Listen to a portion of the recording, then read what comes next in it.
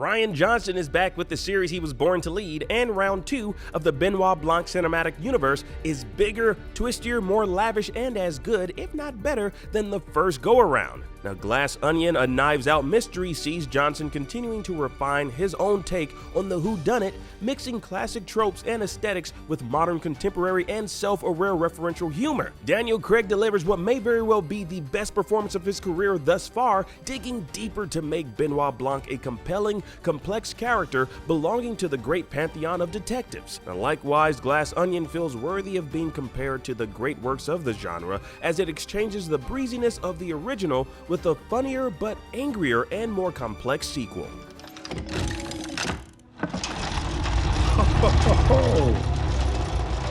Agatha Christie's best whodunits tended to comment on contemporary social issues and feature archetypes of the kind of people that were prominent at the time. Now, Johnson aims to give the same treatment to Glass Onion, which targets economic disparity and class warfare, while making targets of the kind of over-the-top, comical, absurd, wealthy people we hear about every day. Where's my spear gun? I got it packed. Babe, get packed. Now, Glass Onion finds its archetypes in the Senate candidate, the stupidly clueless model-turned-fashion designer, a men's rights activist and Twitch streamer, a scientist working at a giant tech company, and the eccentric billionaire. We also have Janelle Monáe as the former business partner of the billionaire, a quiet, proud woman who had a grave injustice done against her. Glass Onion follows this group of rich idiots after they get invited to a private island for a sick murder mystery party that ends up falling into chaos when a real murder occurs. Now, thankfully, there is another guest at the party, Craig's gentleman sleuth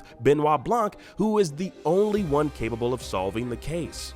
Now, while the first Knives Out had some poignant commentary on immigration and class warfare, Glass Onion feels like Johnson's free to truly throw hard thematic jabs. It's preoccupied with the hold people allow money to have on their lives, how often we look the other way because it's convenient to us, and how money can drive us to betray others and ourselves, while also showing that exorbitant wealth doesn't make you special or even smart. At times, its themes and its script's approach to tackling them might seem a bit too populist and ripped off from Twitter, but it works, especially when Johnson turns its more profound moments into hilarious jokes. Now, this time around, the comedy is a bit broader, and the jokes appear more often and with more of an impact. Once you're dead, will we still be able to talk to you? To drive home the point about wealth and excess, Glass Onion uses that sweet, sweet Netflix money to full effect, making the sets look grossly and disgustingly luxurious. Now, we're talking a Banksy design ice bridge that rises from the water,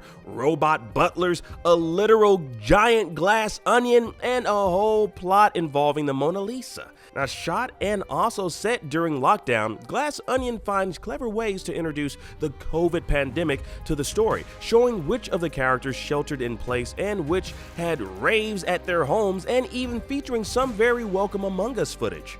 Like the first film, Johnson assembled a phenomenal cast for Glass Onion.